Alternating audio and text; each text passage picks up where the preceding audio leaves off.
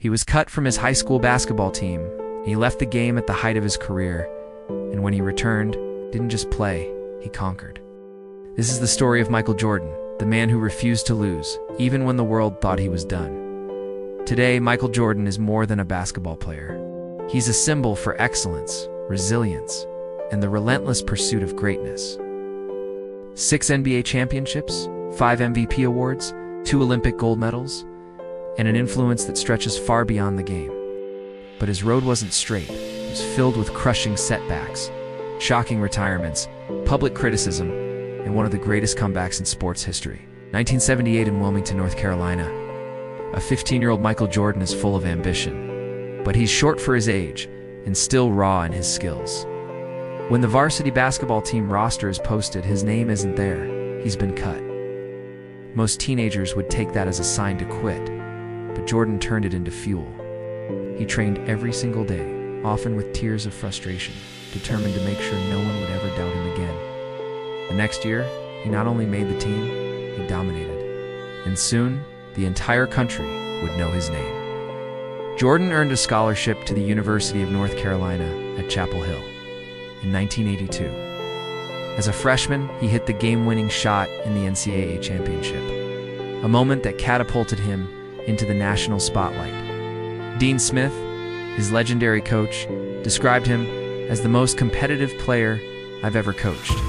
By 1984, Jordan declared for the NBA draft. The Chicago Bulls selected him 3rd overall, behind Hakeem Olajuwon and Sam Bowie. For the Bulls, it was the beginning of a dynasty. For Jordan, it was just the start of the climb. From his rookie season, Jordan was electric, averaging 28.2 points per game and winning Rookie of the Year. Fans filled arenas just to watch him play. His style was fearless. High-flying dunks, impossible fadeaways, relentless defense. But the Bulls weren't winning championships yet. Throughout the late 80s, Jordan clashed with the bad boy Detroit Pistons, who used brutal physical defense to stop him.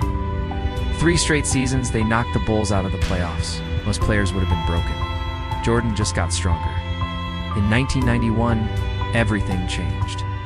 With coach Phil Jackson's guidance and a stronger supporting cast, Scottie Pippen, Horace Grant, and John Paxson, Jordan led the Bulls to their first NBA championship. Then another in 1992, then another in 1993. A three-peat. Jordan was on top of the basketball world, but off-the-court tragedy struck. In July 1993, Jordan's father, James Jordan, was murdered in a robbery. Michael was devastated. His father had been his biggest supporter, his best friend. Just months later, Jordan shocked the world. He announced his retirement from basketball. He said he had lost the drive to play. There was another dream, one he shared with his father: baseball. Jordan signed a minor league contract with the Chicago White Sox. Critics laughed. Sports writers mocked him. Fans were confused. But Jordan treated baseball with the same work ethic he had in basketball. Arriving early, staying late, studying every aspect of the game. Still, his stats were modest. In 1994, he batted just .202 and double a ball. And just when it seemed his basketball career was over, everything changed. It's March 18th, 1995. 2 words in a press release: "I'm back."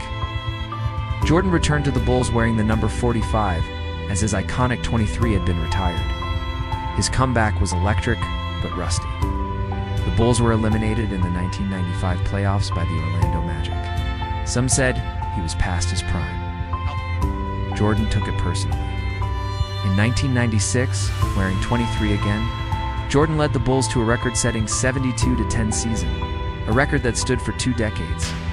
They won the championship that year, and again in 1997, and again in 1998. Each time, Jordan was Finals MVP. The final shot of his Bulls career, the jumper over Brian Russell in Game 6 of the 1998 Finals, became one of the most iconic plays in sports history. After the 1998 championship, Jordan retired again, became part owner and president of basketball operations for the Washington Wizards. Most thought he was done playing for good. They were wrong. In 2001, at age 38, Jordan returned to play for the Wizards. He wasn't the high-flying dunker of the 80s, but he was still a dominant scorer and mentor for younger players. He played 2 seasons before retiring for the final time in 2003. Michael Jordan's career wasn't just about numbers, though his numbers are legendary. It was about the mindset, turning rejection into fuel, relentless work ethic, refusing to be defined by failure. Today, his influence lives on in players like LeBron James, Kobe Bryant, and countless athletes who grew up idolizing him. His brand, Air Jordan, remains one of the most successful in history. Lessons from Michael Jordan: don't let early rejection define you. Outwork everyone. Talent matters, but work ethic wins. Face your failures. Use them as motivation. Greatness requires sacrifice. Michael Jordan didn't just come back once, he came back twice. Each time, he proved that greatness isn't about never falling. It's about rising every single time you do. If this story inspired you, hit like, subscribe, and comment. What's your favorite Jordan moment of all time?